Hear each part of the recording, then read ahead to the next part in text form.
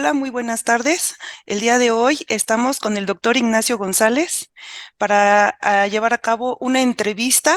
El título que tenemos es La electroquímica de México para el mundo. Tenemos algunas preguntas para el doctor Ignacio. La primera pregunta es, Nacho, platícanos un poco de tu niñez y adolescencia. ¿Qué parte de tu vida te marcó para estudiar la carrera de química y después estudiar el posgrado? Claro, pues lo que me marcó, yo considero desde la secundaria, siempre fui un niño muy curioso y tratando de, según yo, hacer experimentos, hacía experimentos con las plantas de mi mamá, definitivamente. Y según yo, mi mamá tenía una azucena de María y le cortaba, porque tenía unos ovarios grandes, entonces le cortaba y según yo hacía experimentos y veía y todo. Y afortunadamente mi papá tenía en la biblioteca sus libros de biología, ¿sí? Que había estudiado, que había usado cuando estaba en la preparatoria. Entonces yo leía y tenía muy buenos maestros de química y eso creo que eso fue lo que motivó para mí mi carrera de química, tanto en la secundaria como en la prepa. Tuve maestras impresionantes con una calidad de enseñanza y todo, que fueron los que fueron motivando. Pero ¿qué hice? Entonces yo, eso fue en la secundaria, fue mis experimentos de biología, que me comenzaron como, sobre todo a dirigirme hacia las ciencias, ¿no? ¿Sí?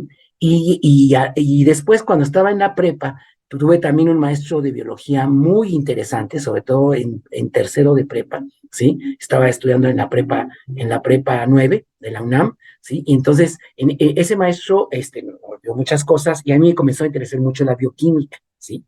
Entonces, y sobre todo la fotosíntesis, ¿sí? Porque a mí se me hacía eso maravilloso, como de CO2 y agua podías formar toda la cadena alimenticia, ¿no? ¿Sí? Entonces, ahí me fue cuando me comenzó a interesar.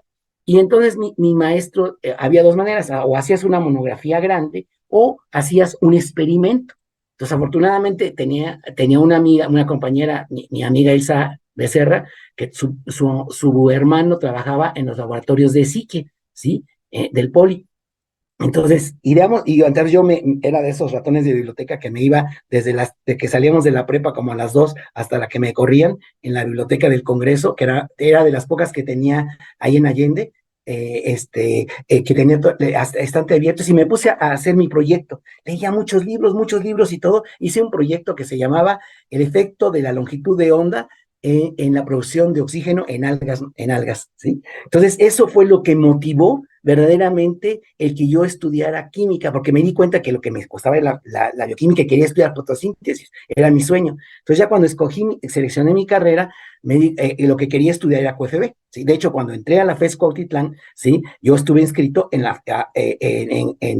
QFB. Sin embargo, yo me acuerdo que lo que dije, pues es que yo quiero hacer investigación, según ya había hecho investigación, pero una investigación, verdaderamente de investigación tenía lo que yo tengo de astronauta, nada. Pero yo mismo me emocioné, hice el proyecto, yo construía los matómetros para estudiar, para evaluar la presión de oxígeno en el oxígeno disuelto, ya que se producían, ¿cómo se llama? Hice con una slide, con unas rejitas, fui viendo las longitudes de onda, todo eso. Entonces, con eso dije, bueno, voy a estudiar, y mi sueño es estudiar fotosíntesis. Entonces, lo más natural era que estudiara QFB, según porque era química y biología. Pero ya cuando, afortunadamente, yo digo, ahorita ya no se podría en la FES Cuautitlán, afortunadamente los 3 primeros semestres eran comunes para químico, ingeniero químico y QFB. Y ya me acuerdo que en ese tiempo yo dije, no, ingeniero químico nada más de puras tablas, guácala, ¿sí? Y QFB se aprenden todo de memoria. Y si yo quiero hacer investigación, tengo que aprender matemáticas y fundamentos de química. Entonces fue cuando estudié química, cuando seleccioné estudiar química. Ok, muy bien. Muchas gracias. Continuamos con la siguiente pregunta. En palabras simples, ¿qué es la electroquímica? ¿Cómo te nació el amor por la química y la electroquímica, ya que vemos que te hace muy feliz? Ah, sí, me hace muy feliz la electroquímica. ¿Y cómo defino rápidamente? Es la ciencia que estudia cómo se transforma la energía química a energía eléctrica o cómo con energía eléctrica puedo producir reacciones químicas. Ese es impresionante. La electroquímica es es la parte de la fisicoquímica en donde el reactivo, que es el reactivo más limpio, son los electrones, ¿sí? Entonces, eso es muy padre. Por ejemplo, cuando va a hacer una reacción de oxidorreducción, ¿no? ¿sí? Entonces tú quieres, por ejemplo, reducir serio 3, por ejemplo, reducir hierro 3, entonces vas escogiendo, de acuerdo al potencial estándar de cada par redox, pues vas escogiendo zinc, estaño, metálico, y después ya dices que, por ejemplo, uno más, con un potencial más alto, pues ya no puedes, cobalto 2, cobalto 3, ya no puedes, pero tienes solamente con diferentes potenciales. En cambio, el reactivo que es el electrón, tú puedes, cambiando el potencial eléctrico, puedes cambiar la energía de ese electrón, entonces tienes una gama infinita de reactivos que pueden reaccionar para hacer reacciones de óxido-reducción, no solamente de iones metálicos o de metales, sino de todas las reacciones orgánicas, de moléculas orgánicas, son reacciones de oxidorreducción. Nada más que siempre nos han dicho que, ¿cómo se llama? Que sustitución nucleofílica y todas estas cosas, pero no, son reacciones óxido-reducción, y son reacciones óxido-reducción, quiere decir que hay una transferencia de carga, y entonces son reacciones electroquímicas. Entonces así defino, en pocas palabras, es la ciencia que estudia la transferencia de carga, ¿sí?, entre un conductor electrónico y un conductor iónico, para entonces hacer una transformación química que permita transformar la energía química en energía eléctrica. ¿Sí? Okay. Entonces, una cosa que yo diría, y cómo, ¿por qué es tan bonita la electroquímica, no? O sea, siempre nos enseñan, el delta G de la reacción, que el cambio de energía libre ¿cómo se llama? El cambio de energía libre cuando hace una reacción. Y cuando, por ejemplo, cuando ponemos hierro 3, ¿cómo se llama? Hierro 3, no, hierro 2 con dicromato, ¿sí? Qué barbaridad, el delta G es muy negativo. Pero cuando lo hacemos reaccionar, se expansurra la energía. En cambio, si se pone una celda electroquímica en donde se separa un compartimento donde ocurre la reducción de serio 3, perdón, la reducción de serio 4 a serio 3, y del otro lado, del hierro 2 a hierro 3, y pongo un conductor electrónico por arriba, entonces todo ese cambio de energía libre que se despanzurra, digamos que se desperdicia cuando yo los mezclo en un jarrito, yo lo convierto en corriente eléctrica. Y eso es la electroquímica. Y ahora, ¿cómo me motivo? ¿Cómo llegué a la electroquímica? Pues la fotosíntesis es una reacción redox, ¿sí? Definitivamente, ¿no? Entonces yo dije, yo quiero estudiar la reacción redox. Y yo cuando me fui a hacer mi doctorado, yo no sabía mucho de electroquímica, lo único que había visto de electroquímica era lo que veía en análisis 5 de aquel tiempo, que era polarografía, era lo único que era polarografía, que estamos haciendo, o sea, con electrodos chiquititos, con las gotas de mercurio, se hacía una microelectrólisis para hacer análisis químico. En realidad esa es la polarografía, ¿no? ¿Sí? Entonces, cuando llegué a hacer mi doctorado, lo único que sabía era eso, había varias líneas, porque mi doctorado fue en química analítica, en el laboratorio, bueno, en la misma escuela de Gastón Charlot y después el profesor Bernard Tremillón, y yo fui al laboratorio en donde estuvo Gastón Charlot, y después su primer alumno fue Bernard Tremillón, y yo fui alumno de Bernard Tremillón, y entonces él tenía una colaboración con México muy grande, y entonces yo decía, bueno, yo si quiero hacer mi doctorado y voy a regresar a México, no hay equipo para hacer electroquímica, entonces voy a estudiar resinas intercambiadoras de iones. Pero el profesor Tremillón, qué bueno, y eso, por eso yo siempre lo he estimado, ¿sí? Siempre. Él dijo, no, no, no, usted se debe estudiar electroquímica porque es muy importante. Entonces fue cuando ya me dieron un proyecto de electroquímica, y así fue el inicio de verdaderamente lo que ha sido el motor de mi vida, ¿no? Y todo lo que se puede hacer en electroquímica es sensacional. Porque ¿cómo resumo la electroquímica? ¿Para qué sirve? En la naturaleza hay dos tipos de reacciones, ¿sí? De reacciones ácido-base, acá hasta las de complejación son tipo ácido-base, y reacciones redox. Entonces, el electroquímico lo que tiene que ver cómo separa la reacción de oxidación y reducción, para ver entonces, establecer las etapas determinantes del proceso, y después estudiar lo que gustes que hay en la naturaleza, y mi carrera científica se desempeñó, y ya veremos en algunas preguntas que me hagas, es cómo aplicar la electroquímica en cosas muy diversas, ¿no? Con esa hipótesis que tengo de qué es lo que es la electroquímica. Okay. Bien. Nacho, ¿podrías compartirnos alguna anécdota de tus estudios en Francia? ¿Y cuál fue tu experiencia como estudiante mexicano frente al resto de los estudiantes franceses? Ay, ay, ay. Bueno, lo primero es, lo que puedo decir es que mi experiencia ha ido, o sea, cada quien habla de la fiesta como le va en ella, ¿sí? A mí me fue extraordinariamente bien. Yo cuando viajé a Francia, yo estuve haciendo mi doctorado entre el 80 en 1980 hasta 1983, en donde nada de globalización, no había nada de lo que ahí tenemos ahora ¿cómo se llama?, de comunicaciones, el teléfono era con moneditas y todo, pero lo que sí era en ese tiempo, todavía, cada país era muy regionalista, o sea, en Europa, al tener países muy chiquitos y para defenderse de su nacionalidad, todos los países en Europa, en ese tiempo, ahorita ya con la globalización es menos, o sea, cada país era como muy, muy orgulloso y muy cauto en compartir sus grandes tradiciones, ¿no? ¿Sí? Entonces, insertarte en la sociedad francesa era muy difícil. Los franceses típicos, y todavía hay algunos, no les gusta intercambiar cosas con los extranjeros. Ahorita con la globalización, el mundo es del mundo, ¿no? Pero en ese tiempo era así, era muy difícil. Entonces, cuando tú llegabas como estudiante, había de dos sopas, ¿sí? Una, mexicanos que me tocó ver, pero que yo me hacía, ahorita les platico qué hacía, ¿sí? Me tocó ver que llevaban sus chilitos, su mole, sus chilitos de vinagre, sus moles, sus canciones ¿cómo se llama? De mariachis y todo, porque además no había como ahora que podías tener tiendas de todo en todos lados. En ese tiempo nada más en París había una, una tienda que vendía muy caro, ¿sí? Algunas cosas muy específicas, y eso me lo enteré después. Entonces llevan eso y todo el tiempo están añorando México, entonces no se integran, ¿sí? Y la otra, y por eso lo digo, cada quien habla de la experiencia. Yo cuando llegué a París, me acuerdo, yo llegué el 17 de septiembre de 1980, y en Aeroméxico y al aeropuerto de Orly, que era el único que había en París, llegué y cuando aterrizó el avión, yo dije, a ver, según yo sé francés, ¿sí? Pero no conozco a nadie, ¿sí? Entonces yo voy a aprender aquí en realidad a hablar. Entonces voy a hacer como que el avión es mi madre, ¿sí? Que me está dando a luz, y entonces no conozco nada, no tengo nada, y voy a aprender como los niños que están haciendo, de las experiencias que vaya viviendo día a día. Y entonces yo no me llevé nada de México, entonces lo que me costó mucho trabajo, porque entonces, según yo hablaba bien, claro que hablaba, pero para escribir fue terrible. Entonces, al principio verdaderamente fue difícil, ¿sí? Pero dije, no, yo tengo que integrarme a esto, ¿no? Y dos anécdotas muy fuertes para que te des cuenta, la diferencia de culturas que teníamos. Comencé a hacerme ya en el segundo año que estuve, de mis compañeros de doctorado, que éramos muy amigos, platicábamos y todo, y una vez se me ocurre dar una palmadita en la espalda, y me dice, ¿qué te pasa? ¿Sí? ¿Qué quieres de mí? Le digo, ¿qué pasó? ¿Sí? No, no, esto es una grosería, estás teniendo mi intimidad. Digo, discúlpame, es que en México una palmadita te dice que te estimas mucho, ¿no?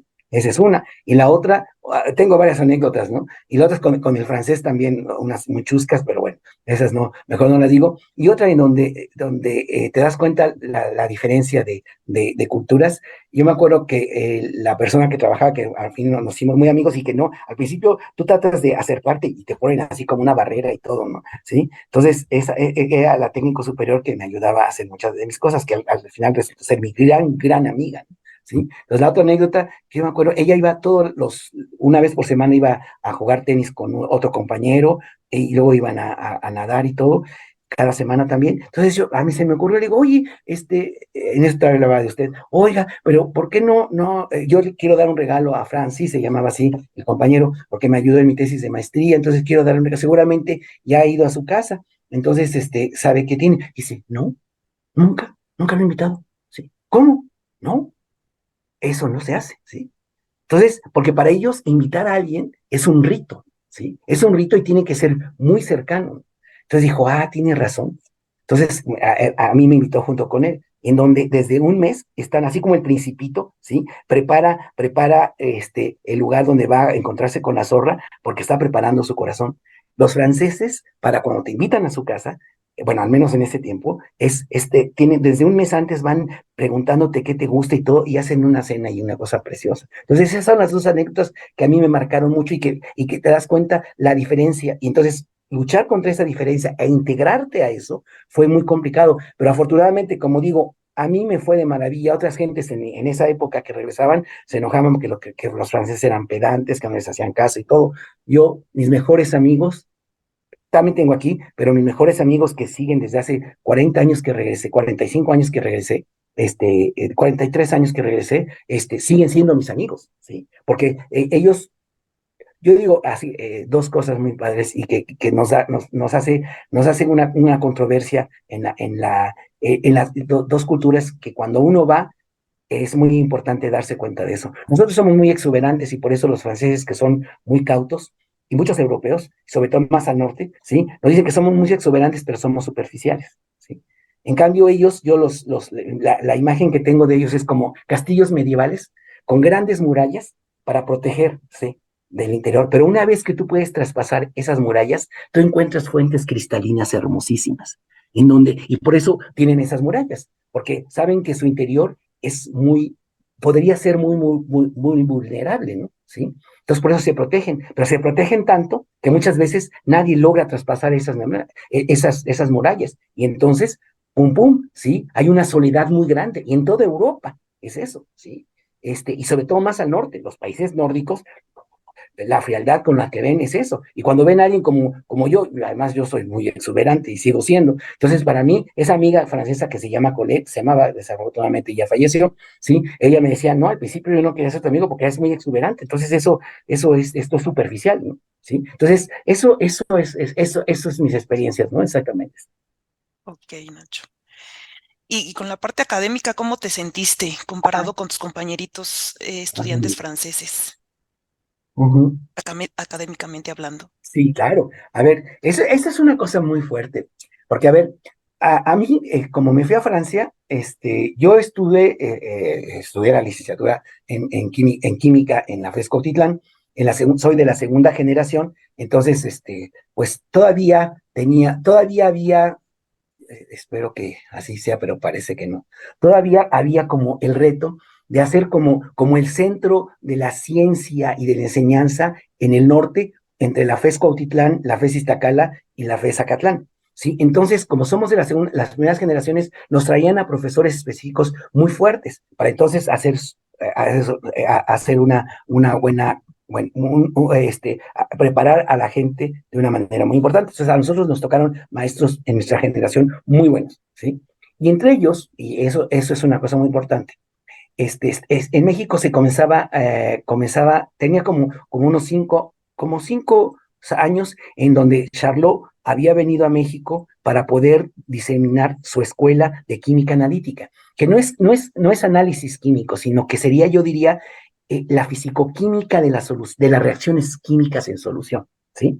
Entonces, él vino, tenía una colaboración muy fuerte con la Facultad de Química de la UNAM, y entonces después de ahí vinieron algunos cooperantes, o sea, para hacer sus servicios militares, académicamente, y entre ellos vino, que además eran estudiantes de grandes escuelas, la mayoría, o sea, que son de la élite académica de Francia, entonces vinieron y comenzaron a dar clases, y Rosa Margarita Gómez Moline, que fue verdaderamente la que tuvo la gran visión de invitar a un cooperante primero, que era a Helmut Pitch, ¿sí? A dar clases de química analítica para cambiar y transitar desde el análisis químico cualitativo y cuantitativo que nosotros veíamos en análisis químico uno, a transitar a la química analítica, fuerte y dura. Entonces, Helmut Pitch, que era de origen austriaco, que se había formado en Francia, así como muy común, como un soldado alemán, ¿no? Así, ¿sí? Entonces él nos dio clases de análisis 4, ¿sí? Que era fisicoquímica, que era química de soluciones multicomponentes, o sea, todas esas cosas entonces con eso fue nuestro maestro, y él nos invitó a Alberto Rojas, a Alberto Rojas, a José Luis Jurado, Maizábal y a mí, para ser sus ayudantes. Y después como ayudantes, ya fuimos ayudantes, establecimos una estrategia para el laboratorio de análisis 4 y después para los otros análisis y todo. Y con eso nos invitó, dijo, los invito, ¿por qué no los apoyo para hacer el doctorado en Francia, en el mismo doctorado que yo estudié? Bueno, donde estuve en la escuela de Charlot y Tremillón. Entonces, fue cuando fui, entonces cuando ya iba, ya me dieron la beca y todo, del gobierno francés, entonces me preparó para las materias que iba a haber en el primer año, ¿sí? Entonces, muy sabroso, yo ya sabía el libro de Rimbaud, que los coeficientes de complejación para sistemas multicomponentes. Entonces, le llevé varias materias. Entonces, cuando tú llegas muy bien, y entonces comencé a hacer mis primeros exámenes, y en la primera materia, Bernard Tremillón fue el que me dio clases de complejación, de las alfas de Rimbaud y todo, ¿no? Según yo, muy sabroso, como ya había, yo daba clases de eso, ¿sí? Helmut me había preparado para dar clases de eso, para hacer los ejercicios y todo, según yo, muy bien. Dios mío, ¿sí? Cuando porque mandan las calificaciones por correo, ¿sí? Según yo, además, yo siempre había sido una estudiante muy brillante en los primeros lugares y todo, nunca había reprobado una materia ni nada, y cuando me llegan las calificaciones de Bernard Tremillón, me saqué 5, ¿sí? Me puse a llorar y dije, no puede ser, entonces no voy a poder, ¿sí?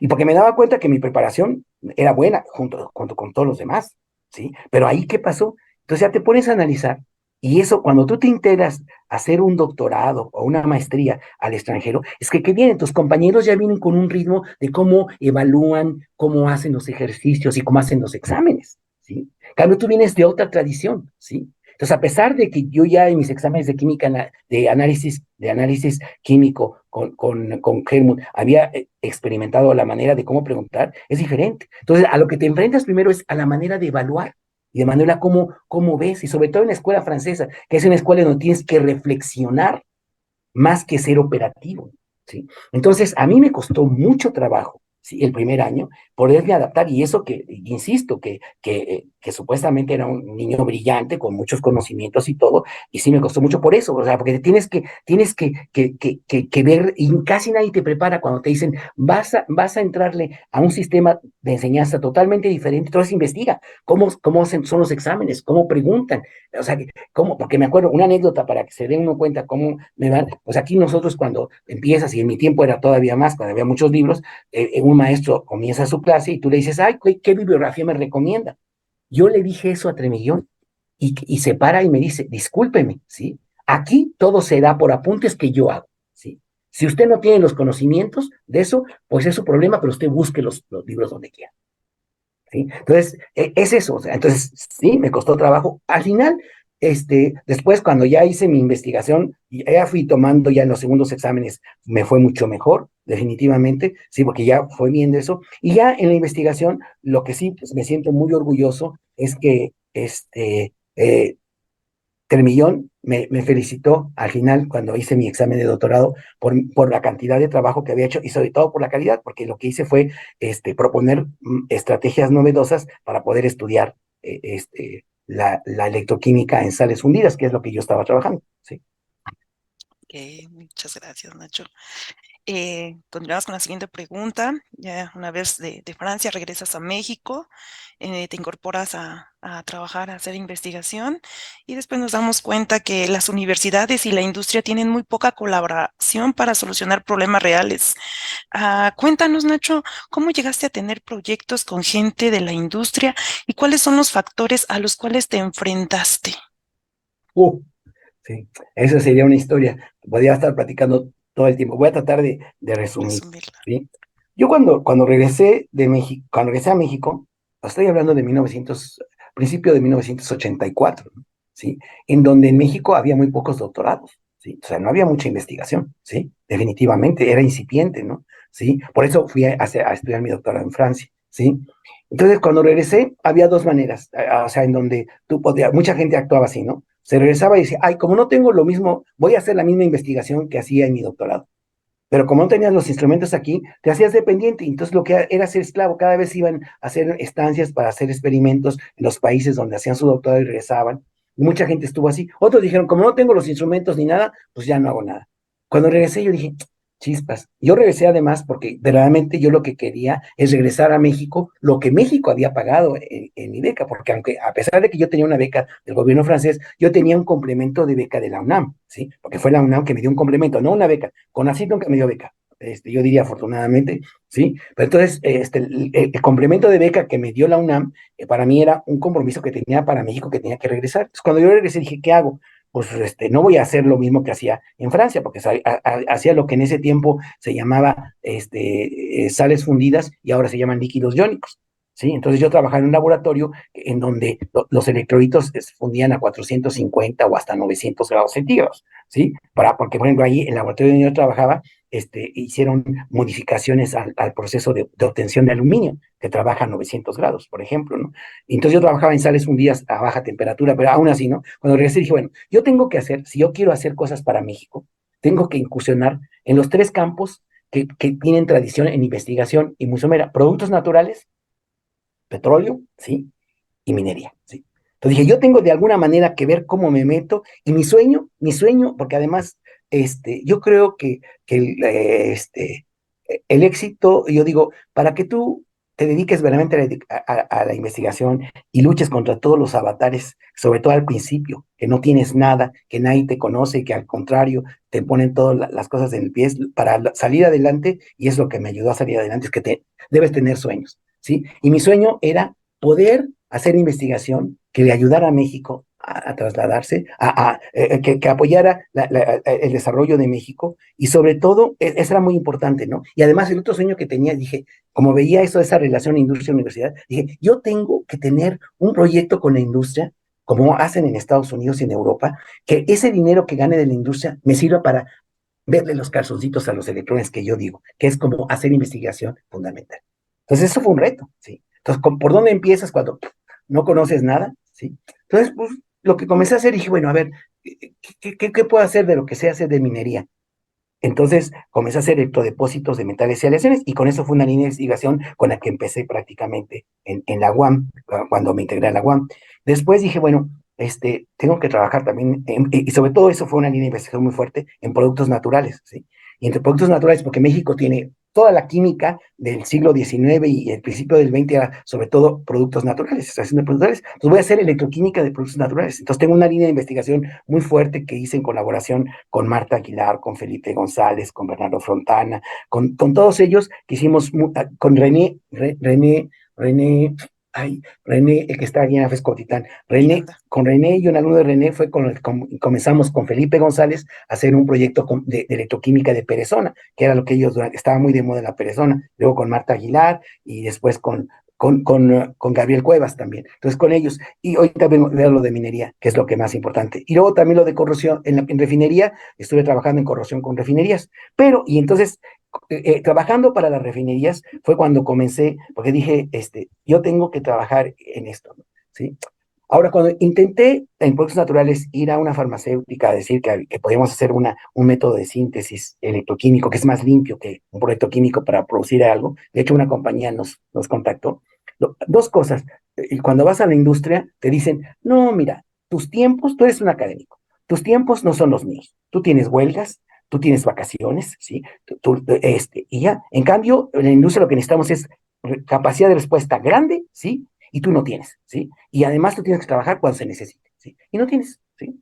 Y lo que además adicionaría, las universidades, a pesar de que están insistiendo que tienes que colaborar con la industria, sobre todo la UAM, que es donde yo trabajo, ¿sí? La UAM Iztapalapa, ¿sí? No tiene ninguna infraestructura. Cuando quieres decir, bueno, voy a hacer un proyecto, ¿cómo cobro? ¿Y cómo pago a los honorarios que vayan a trabajar? Pues no saben, ¿sí? Entonces, esas tres cosas te tienes que enfrentar muy fuerte, y tienes que luchar por el sueño para lograr vencer todos los problemas que tienes en eso. Primero, convencer de que sí tienes capacidad de respuesta.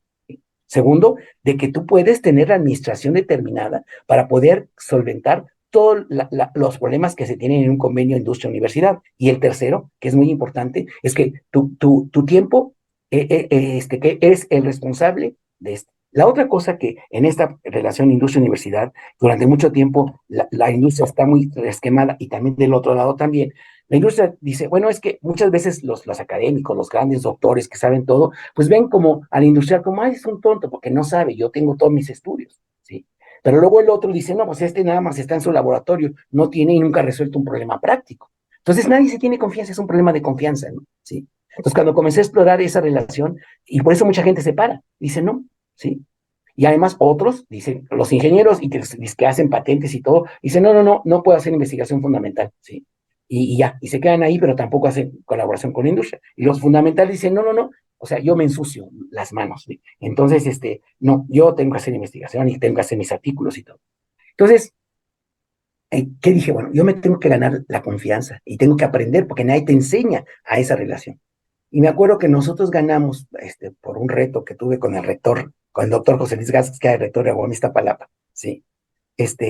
Vino el gerente de Pemex Refinación a decirnos a la UAM que todos los investigadores éramos unos zánganos, que nada más vivíamos del presupuesto y sobre todo que todos los impuestos que le quitaban a Pemex era para que nosotros estuviéramos jugando al electrón saltarín. Entonces el rector dijo, yo te voy a demostrar que nuestros investigadores son capaces de hacer esto, ¿sí?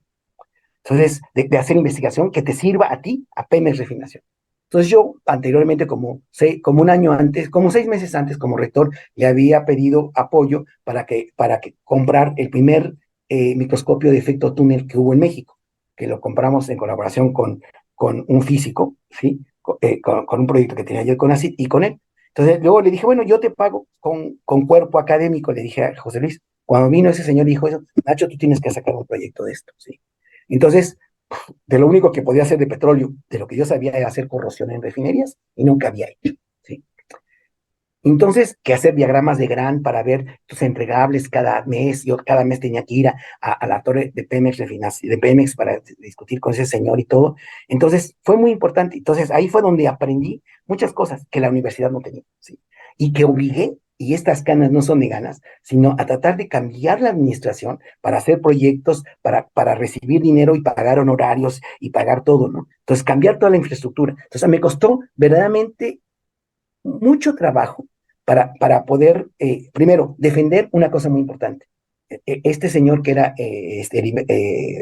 no me acuerdo, Moreno, se apellidaba Moreno, ingeniero Moreno, había sido el intendente de la refinería de Tula y la refinería de estos. Cuando comencé a hacer ¿cómo se llama? La negociación del proyecto, ¿cómo se llama? Del proyecto fue muy terrible, sí, muy fuerte que hacíamos y todo. Ya cuando comencé a tener mis resultados, la primera me dijo, mira muchachito, ¿tú crees que con tus jarritos me vas a decir qué hacía yo en la planta de Pemex, en la refinería de Tula y todo? Y me acuerdo que ahí tú tienes que aprender que no sabe, nadie nos enseña a que te respeten y a respetar a los demás. Mire, usted firmó el convenio. Y yo le dije que con esto chiquito voy a conocer la etapa determinante del proceso de corrosión y después escalamos al tamaño que usted quiera. Pero entonces firmó, respéteme, así como yo lo respeto. Y entonces así fue como fuimos avanzando y después me dio un proyecto de 2 años muy fuerte. Y entonces teníamos, eran proyectos muy fuertes, en donde, eso sí, el reto era impresionante, ¿sí? Teníamos que entregar cada mes, ¿sí? Los resultados a los que nos habíamos comprometido, si no, en las gráficas de GRAN, si durante 2 meses no cumples el 80%, te corta todo, ¿no? Entonces, ahí aprendí a hacer trabajo en equipo, a tener capacidad de respuesta, y si había huelga, me iba con todos mis instrumentos a seguir trabajando, y con eso demostré dos cosas: que tenía capacidad de respuesta, ¿sí? Y que podía yo, no dedicarme a las cosas fundamentales, sino a responder al problema que la práctica me demandaba, ¿no? ¿Sí? Y la otra es que siempre estaba disponible y que sabía que aunque hubiera huelga, aunque lo que sea, yo tenía un equipo de trabajo y que si la UAM se cerraba, yo me llevaba todo mi equipo y pedía ayuda a mis colegas de la FES Cuautitlán, del TESE, de la Facultad de Química, para poder instalar todo mi equipo y seguir trabajando y entregar resultados. Entonces, esos son los resultados. Y ahora, ¿qué pasó? Donde ahí sí me siento muy satisfecho. Todo lo que aprendí ahí, cuando comencé también, yo dije la minería, entonces comencé a trabajar.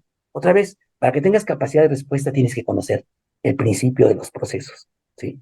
Entonces, ¿qué hice? Yo quiero entrar a la minería. Entonces tenía un amigo, bueno, tengo un amigo, el doctor Marcos Monroy, que estaba en el Instituto de Metalurgia de San Luis Potosí. Ahí le debo todo lo que sé y la interacción que he tenido con servicios, con la industria más importante, una de las más importantes del mundo y la más importante que produce plata, que es Peñoles, ¿sí? Él me presentó a los de investigación y desarrollo de allá. Entonces nada más me decía qué estaban haciendo. Entonces yo me puse en mi laboratorio a trabajar en chiquito, ¿sí? La disolución de sulfuros de plata, de zinc y de todo, para entender el proceso. Oye, ¿qué proceso tienen? Y hasta cuando ya me dijo, pues preséntamelo, ya que ya sabía algo, los voy a presentar. Entonces me dijeron, sí, niño. Me dieron un proyecto de muy bajo dinero, pero que además no se firmó, porque como la UAM se tardó 4 meses en firmar el informe, el proyecto, pues dijeron, no, es que ya bajó el precio de zinc, entonces ya no te damos nada. Pero ya seguimos y entonces lo que hicimos en ese estudio, tratando de entender todos los procesos que tenían para entonces conocer y tener capacidad de respuesta, ideamos un proceso novedoso para extraer oro y plata de los minerales mexicanos, sobre todo del mineral que ellos explotaban y que lo extraían, lo producían a partir de dos procesos de calcinación. Es un concentrado de plomo en donde calcinan, primero una calcinación oxidativa, en donde el plomo lo hacen plomo metálico y la plata y el oro quedan así como esto, y luego hacen una reducción para poder quitar todo el azufre y todo, entonces ya tienen ahí, ¿no? Entonces hicimos un proceso hidrometalúrgico muy interesante y entonces con eso pues vamos a ver qué tiene. Hicimos un proyecto grande, totalmente, y durante 20 años, gracias a esa capacidad de respuesta, cada mes teníamos revisiones y todo, cada mes teníamos, ¿cómo se llaman? Teníamos revisión y además me tocó, yo fui muy afortunado, el director, el ingeniero Ricardo Benavides, que era el director del Centro de Investigación y Desarrollo de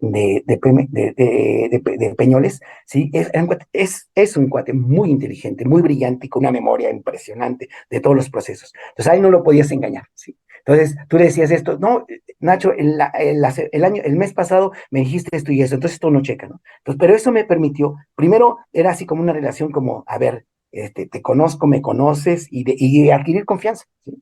¿Sí? Pero eso fue muy difícil, hasta que ya él se dio cuenta que teníamos, y entonces durante 20 años hicimos proyectos muy diferentes, novedosísimos, que eso me dieron el dinero para poder trabajar en ciencia fundamental y hacer otros proyectos diferentes, porque además lo que sí es muy importante con la industria, y eso fue un reto también muy importante, es que sobre todo esos proyectos muy grandes que tenía particularmente con Peñoles, ahí no podía meter a ninguno de mis estudiantes. Ahí tenía yo que pagar por honorarios a gente que trabajaba en eso, ¿sí?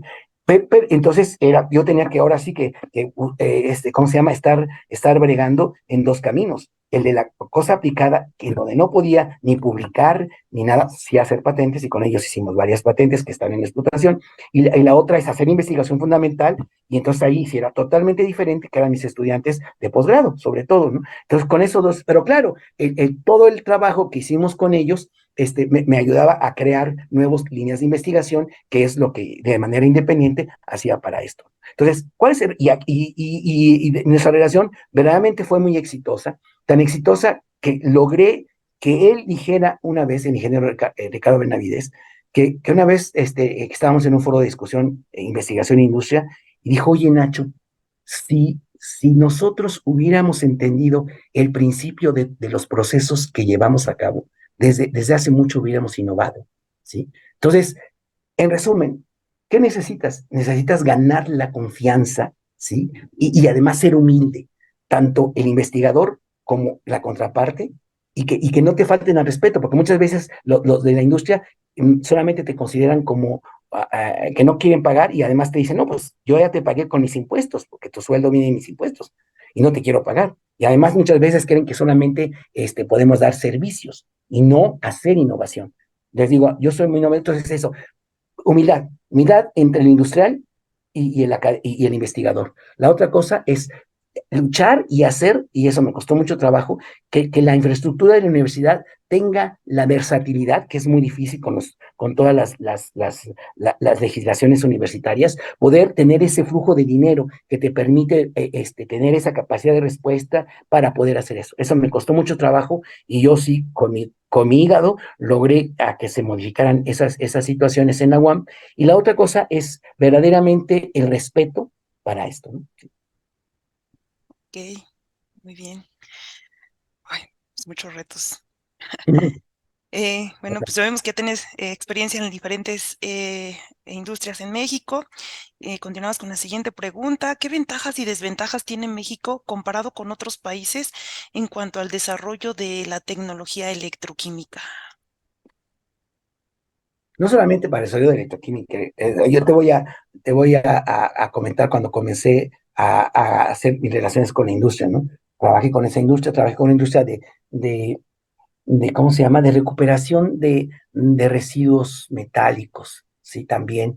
Y trabajé con una compañía haciendo un electrolizador para que un electrolizador para producir oxígeno e hidrógeno para inyectarlos a la cámara de combustión de camiones grandes en Estados Unidos, ¿no? ¿Sí? Y varias cosas de esas, ¿no? Pero entonces, en esa parte, el problema, cuando ya quieres hacer una investigación y desarrollo, como la que hicimos con Peñoles, cuando comenzamos con ellos y con una compañía española que nos quería contratar para hacer un proceso para producir, no me acuerdo qué producto químico, con electrólisis, ¿no? Entonces ellos me dijeron, mira, el Peñoles me dijo particularmente que después ya nos hemos hecho muy buenos amigos, ya se retiró Carlos Benavides, sí, y Carlos Lara, que también fue alguien que me enseñó mucho de minerales, ¿no? En Peñoles, ¿no? Entonces ellos me decían, mira, Nacho, el gran problema que tenemos en México es que, y eso va relacionado porque le decía yo, para el rezago, no, no me estoy yendo por las ramas, sino para justificar y soportar lo que voy a decir, ¿no? O sea, cuando dice, mira, me cuesta mucho trabajo contratarte a un doctor, de los doctores que trabajaron en procesos hidrometalúrgicos conmigo, que son como 5 o 6, solamente uno está en la industria, ¿sí? Con ellos, exactamente. Me dice, no, Nacho, me cuesta mucho dinero, y no puedo hacerlo. ¿Por qué? Porque me dice, mira, generalmente, ¿sí? Si yo, en México no necesitamos, porque para poder hacer desarrollo, necesitas, ¿cómo se llama? Apostarle a 20 productos y al menos a lo mejor uno solo va a funcionar. Pero entonces tú tienes que tener capital de riesgo y saber cómo vas a hacer este asunto, ¿sí? En México, muy pocas, y me parece que ninguna tiene eso, ¿sí? Lo único que hacemos, ¿sí? Es que él me dice, a mí lo que me conviene más que me prepares a alguien que pueda adaptar una tecnología, ¿sí? Ellos compraban muchas tecnologías para los procesos mineros. Digo, dice, un investigador que haga nuevos procesos, así como el que me estás proponiendo para oro y plata, eso no me sirve, ¿sí? Porque no tengo, porque es mucho dinero y no sé si mi compañía quiere invertir para apostarle a algo que no sé si después va a funcionar o no. Entonces, solamente se necesita un gran capital y en México no hay grandes capitales para invertir así en 20 proyectos en donde uno sale, ¿sí? Entonces, ese es el problema. Estamos en eso es porque no hay desarrollo tecnológico, al menos en lo que yo vi. Ahorita parece que en algunas industrias hay y comienza a ver muy importante, pero en el tiempo que a mí me tocó bregar en este asunto, que desde hace 20 años comencé a tratar de proponer desarrollos tecnológicos, ¿sí? Exactamente, nuevos, ¿sí? Entonces no hay la cultura, porque yo me acuerdo, nosotros establecimos una planta para tratamiento de todas las aguas que salen de los autolavados, ¿sí? Que tienen mucho aceite y jabón y todo, y es un reto. Hicimos todo un proceso hermoso que nos pagó la Secretaría de Ciencia y Tecnología de la Ciudad de México, en ese tiempo el Distrito Federal, nos pagó eso y tenemos una planta que ya trabajaba y la comenzamos a instalar en todos lados. Pero luego ya para el escalamiento tú necesitas dinero para entonces hacer que la planta costara mucho menos, ¿sí? Entonces yo me acuerdo, ¿sí?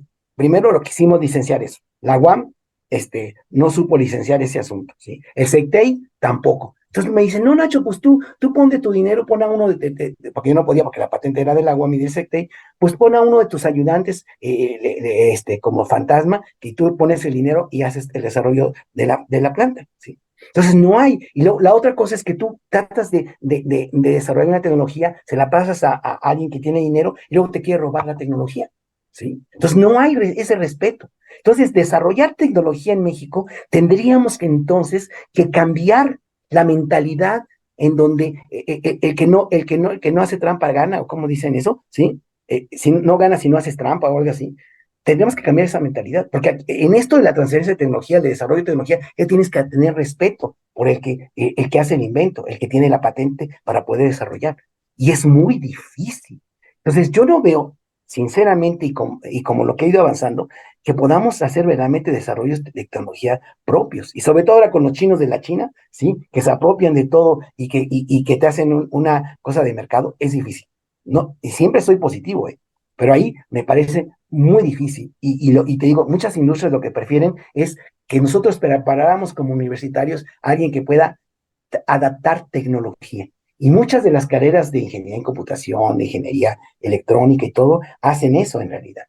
Es como adaptan, como tropicalizan una tecnología para cuando ya la van a instalar en una planta. Pero desarrollo de tecnología, o sea, se requiere cambio de mentalidad, mucho dinero, sí, sobre todo, sí.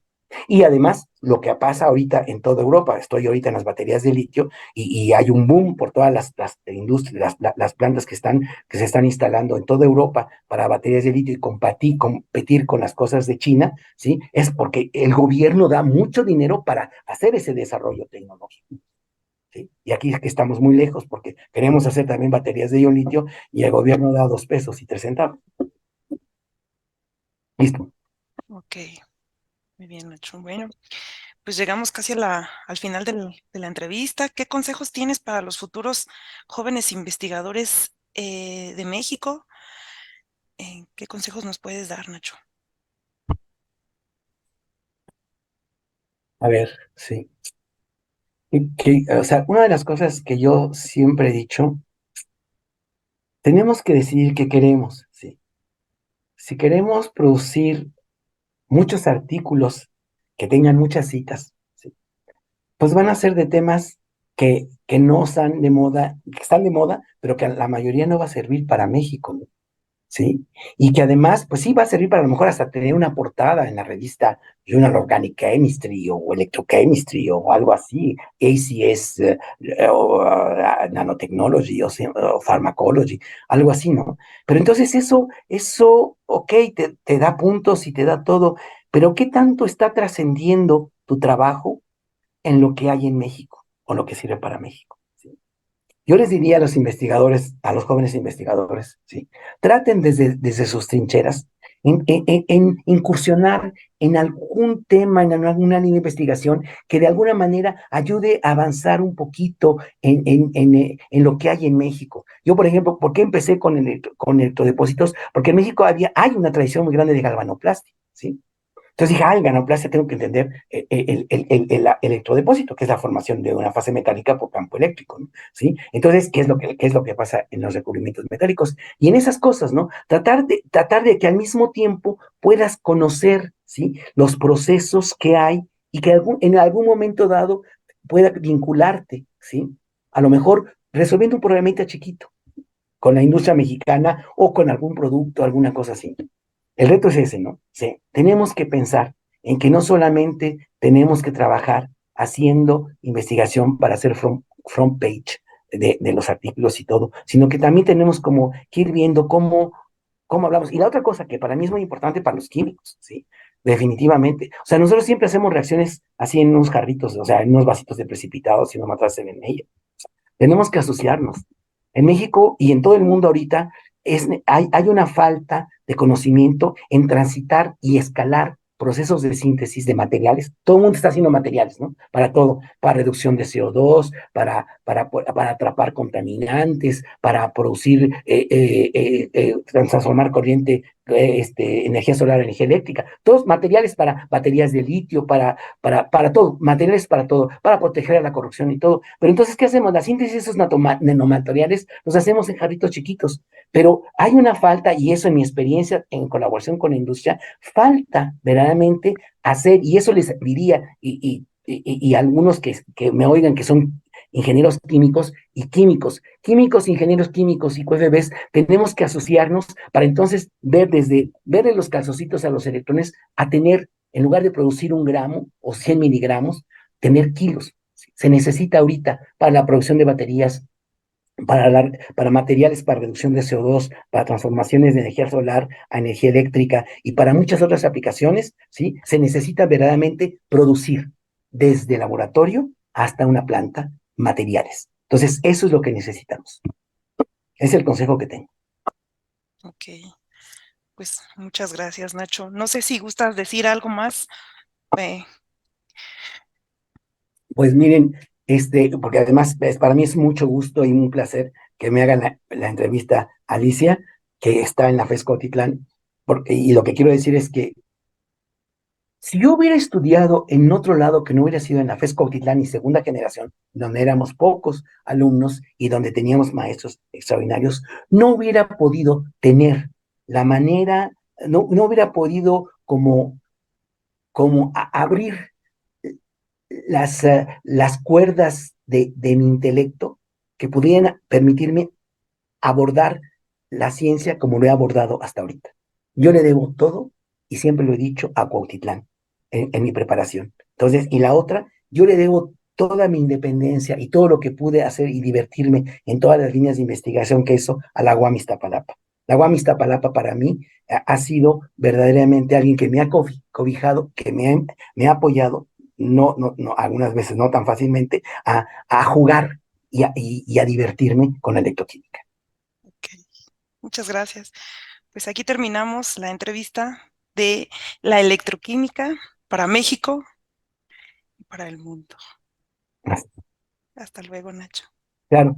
Nada más, ya, perdón, y qué Sí. bueno, porque se me ha olvidado el título, porque me hice todo, porque además hay una cosa muy importante, como los temas que yo seleccioné, y a lo mejor en la edición lo pueden poner antes de la despedida, hay una Sí. cosa muy importante. O sea, cuando yo comencé a hacer la investigación en minerales, en corrosión de refinerías mexicanas y en productos naturales, eso no estaba de moda, ¿sí? Entonces, mis primeros artículos tenían muy pocas citas, ¿sí? Porque eso no estaba de moda. Pero el hecho de estar insistiendo, insistiendo, entonces, verdaderamente, ahora, ¿sí? Después de algunas veces de 15, 20 años, mis artículos están más citados porque entonces nosotros pusimos de moda eso, ¿sí? Entonces, sobre todo, la manera como con electroquímica estudiamos la reactividad de minerales, eso es único. Y nosotros como mexicanos pusimos de moda eso y ahora en todo el mundo están trabajando como nosotros enseñamos a hacer. ¿Sí? Entonces es eso también, sí. O sea, ¿qué es lo que me faltó decir en eso de que no hagan lo que esté de moda, sino lo que sirva? Y después, si eres perseverante y si sigues trabajando de manera seria, logras lo que estamos diciendo. Y Ah, entonces ahí sí es la electroquímica de México para el mundo. la electroquímica de México para el mundo, así es. Así es. Ay, qué Así padre. es. Sí. Muchas gracias, Nacho.